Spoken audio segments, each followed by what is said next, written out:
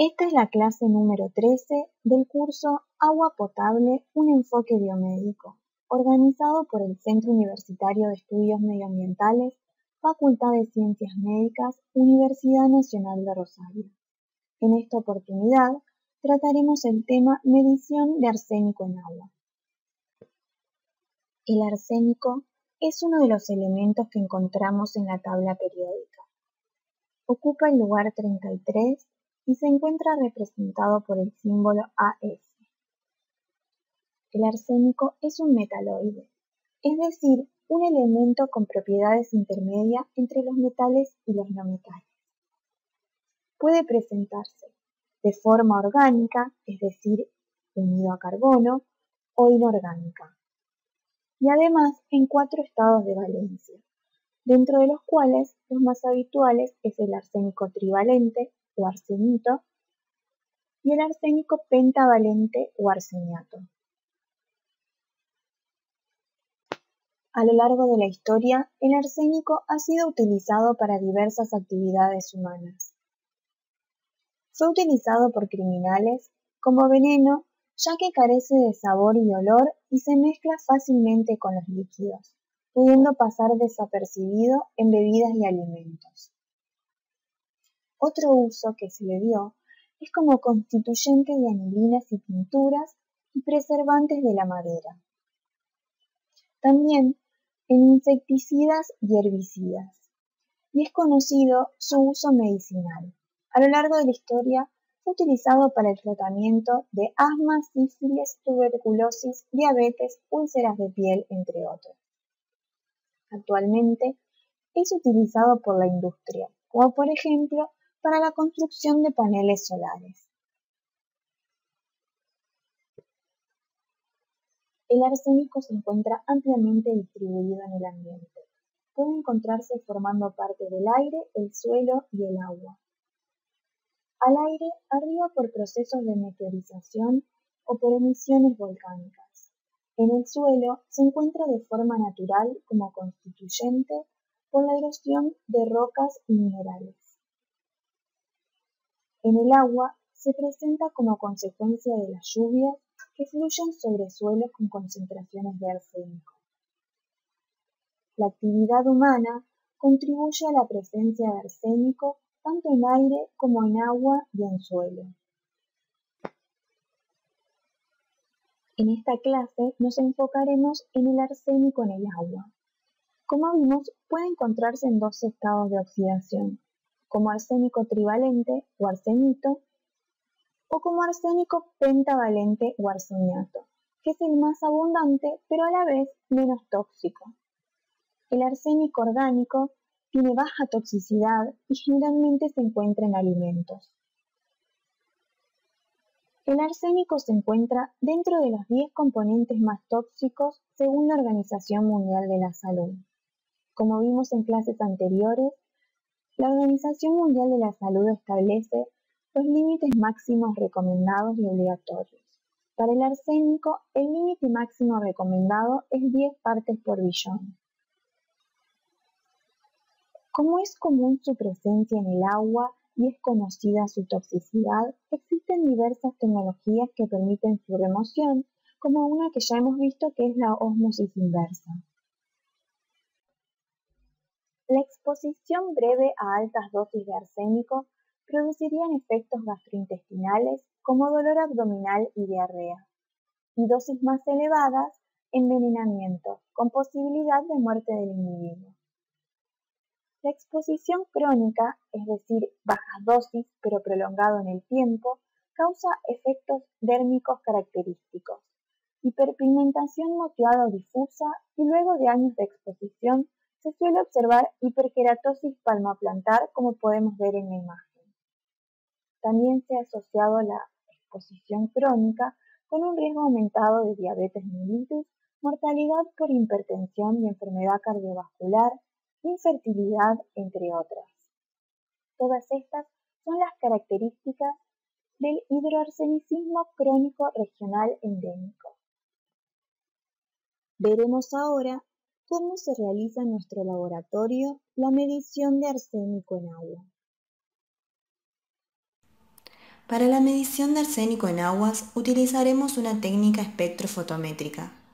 Los instrumentos y materiales que necesitaremos son muestras de agua de consumo, reactivos de ioduro de potasio y de cloruro estañoso, zinc, ácido clorhídrico, dietilitiocarbamato de plata y piridina.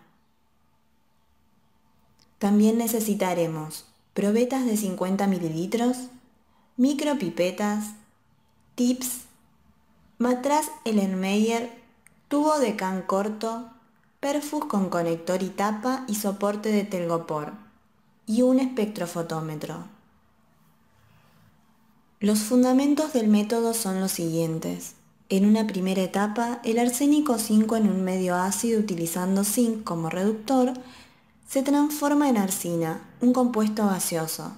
En una segunda etapa, la arsina será absorbida por el dietilitiocarbamato de plata disuelto en piridina, formando un compuesto rojizo que podrá ser leído en un espectrofotómetro a 540 nanómetros. A mayor intensidad del rojizo, mayor será la presencia de arsénico.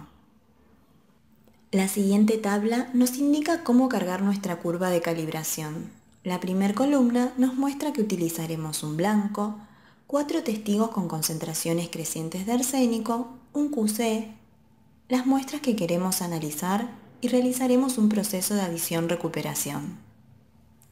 Utilizaremos una solución QC de 12.500 microgramos por litro de arsénico y una solución de 10.000 microgramos por litro de arsénico con la cual prepararemos nuestros testigos cada vez que realizamos la determinación. La siguiente columna nos indica el volumen que debemos agregar de las soluciones indicadas en la tercera columna. Así para el blanco no agregaremos ninguna solución. Para los testigos agregaremos los volúmenes indicados en la tabla de la solución de 10.000 microgramos por litro. Para el QC agregaremos 200 microlitros de la solución de 12.500 microgramos por litro y agregaremos 50 mililitros de muestra. La siguiente columna nos indica el volumen de agua destilada en mililitros que debemos agregar a cada matraz. Así agregaremos 50 mililitros al blanco y a cada uno de los testigos, salvo al testigo 4, al que agregaremos 49 mililitros y 50 mililitros de agua destilada al QC. Para el proceso de adición-recuperación agregaremos 100 microlitros del QC a la muestra que ha sido seleccionada. Para comenzar con el proceso, pesaremos 0,005 gramos de dietilitiocarbamato de plata por cada tubo can que utilizaremos, más un extra por seguridad. Por ejemplo, para 34 tubos pesaremos 0,18 gramos. Luego agregaremos 1 mililitro por cada tubo can de piridina más un extra. Siguiendo con el ejemplo de 34 tubos, agregaremos 36 mililitros.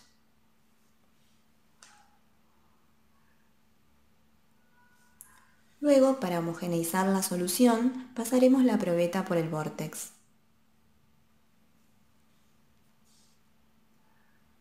El paso siguiente será aforar a 50 mililitros con agua destilada en una probeta.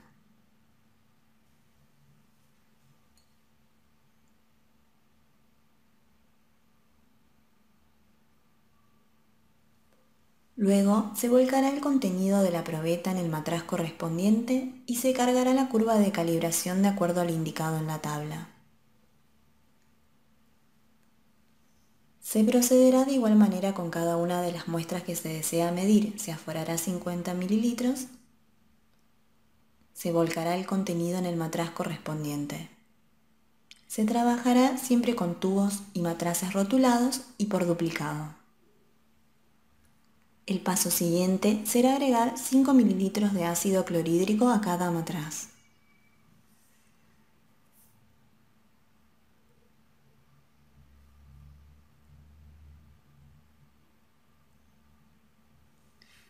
Luego se le agregará 2 mililitros de ioduro de potasio a cada uno de los matraces.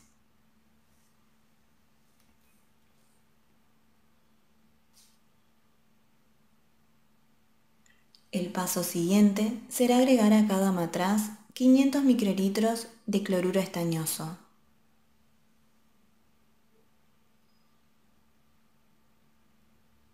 Se mezclará el contenido de los matraces.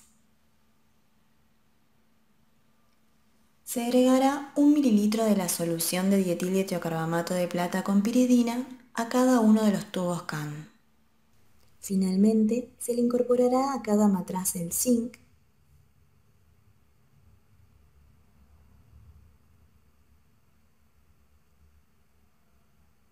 y se tapará el matraz con el tapón conectado al perfus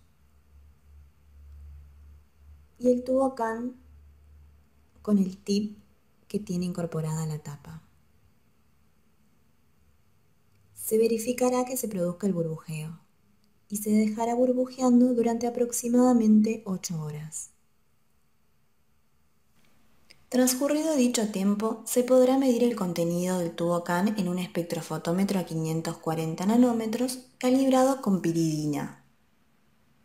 Se medirá cada una de las muestras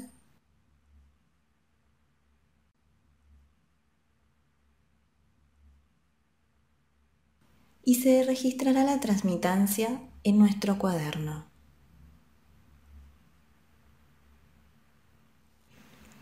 El paso siguiente será cargar en nuestro software Atlantis 1.0 las transmitancias obtenidas y el mismo nos arrojará las concentraciones correspondientes.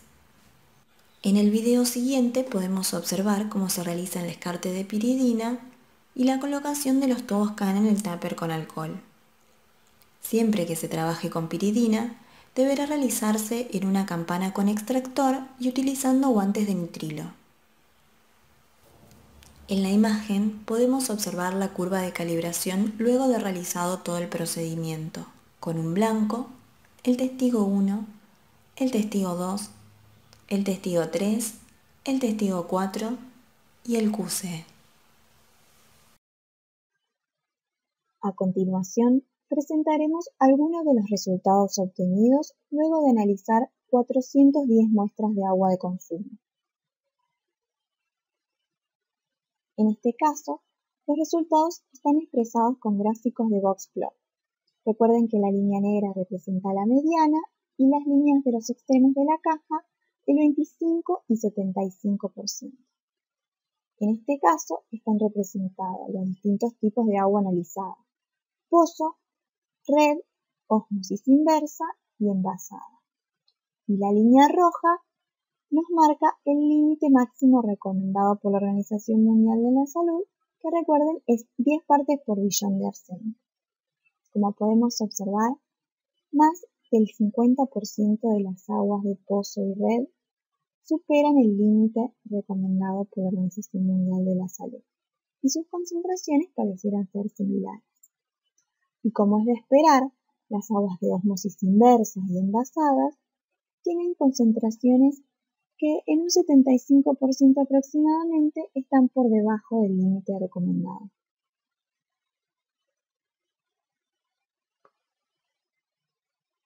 Ahora analizaremos los resultados obtenidos mostrándolo de manera global. Ya no tendremos en cuenta los distintos tipos de agua analizada, sino que veremos el conjunto. En estos gráficos, la línea verde representa el límite recomendado por la Organización Mundial de la Salud, que recuerden que es de 10 partes por billón. Y la línea roja representa el límite máximo, el límite obligatorio que ningún agua debería superar, que es de 50 partes por billón. En el gráfico de boxplot de la izquierda, podemos observar que la mediana, recuerden que es una línea negra más oscura, se encuentra por encima del límite recomendado. Es decir, que más del 50% de las aguas se encuentran por encima del límite recomendado por la Organización Mundial de la Salud. Sin embargo, como podemos observar, 75% de las aguas o más se encuentran por debajo del límite obligatorio. El gráfico central es un gráfico histograma de frecuencia. El eje vertical representa la cantidad de aguas medidas y el eje horizontal nos muestra la concentración de arsénico obtenida. La barra verde nos marca las aguas que tuvieron una concentración por debajo del límite recomendado. mientras que las amarillas se encuentran entre 10 y 50 partes por billón. Y las aguas marcadas en rojo son las que superan la concentración máxima de 50 partes por billón. Esta es otra manera de presentar los resultados. Como podemos observar, la mayor cantidad de agua analizada, como observamos en el gráfico anterior, se encuentran por debajo del límite obligatorio de 50 partes por billón. Y el gráfico de la derecha nos marca cada agua analizada representada con un punto negro. En el eje de las ordenadas nos marca la concentración de arsénico obtenida y en el eje horizontal nos marca la cantidad de aguas medidas. Esta también es otra manera de mostrar los resultados. Como podemos observar, los resultados son coincidentes con los gráficos anteriores. La mayor parte de las aguas se encuentra por debajo del límite obligatorio, pero gran cantidad de las mismas supera el límite recomendado.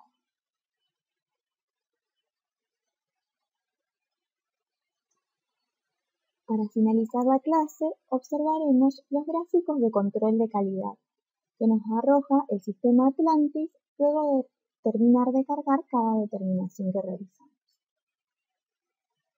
En el gráfico de UDS podemos observar las unidades de desvío estándar, que nos dan una idea de cuánta diferencia hay entre el valor de referencia de QC y el valor medido. Se espera que se mantenga dentro de un límite de -2, 2, representados por las líneas de color rojo, y a su vez que oscile. En este caso, podemos observar que a lo largo del tiempo ha habido una tendencia a disminuir, sobre todo en las últimas determinaciones. De continuar esta tendencia, nos obligará a revisar el correcto funcionamiento de los reactivos y de la técnica. En el gráfico porcentaje de recuperación, podemos observar otro método de control del cual estuvimos hablando, que es la adición-recuperación. Se espera que dé valores entre 90 y 110%. Al principio, todos los puntos coincidían en la línea que nos marca el 100% porque no la estábamos realizando. Una vez que empezamos a implementar este mecanismo de control, los valores empezaron a oscilar, pero como podemos observar, cada vez nos van más cerca del valor esperado. El siguiente gráfico con puntos verdes es el gráfico de ordenada al origen y nos da una idea de cuánto nos da la observancia para una concentración cero de arsénico. Lo que se espera en este gráfico es que a lo largo del tiempo se mantenga más o menos constante, por lo tanto pareciera ser que la técnica marcha bien. En cuanto al gráfico CV porcentual de QC, es el gráfico del coeficiente de variación del QC. Nos da una idea de cuánta diferencia hay entre una muestra medida y su duplicado, y se espera que se mantenga por debajo del 10%, representado por la línea roja.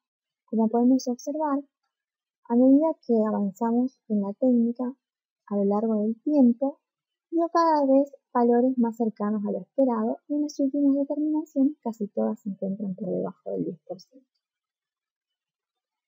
El siguiente gráfico es el gráfico pendiente de la recta, es decir, cuántas unidades de absorbancia cambia por cada aumento en la concentración de arsénico en partes por billón.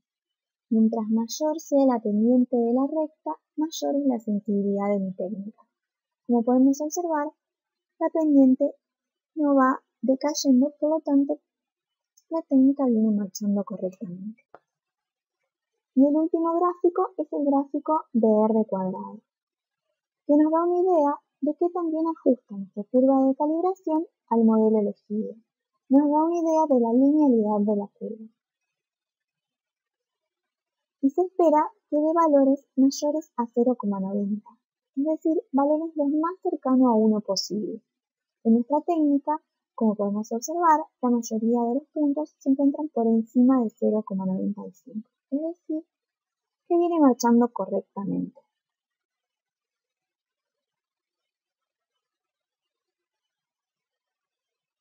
Damos por finalizada la clase de hoy, agradecemos su presencia el equipo docente del CUAN.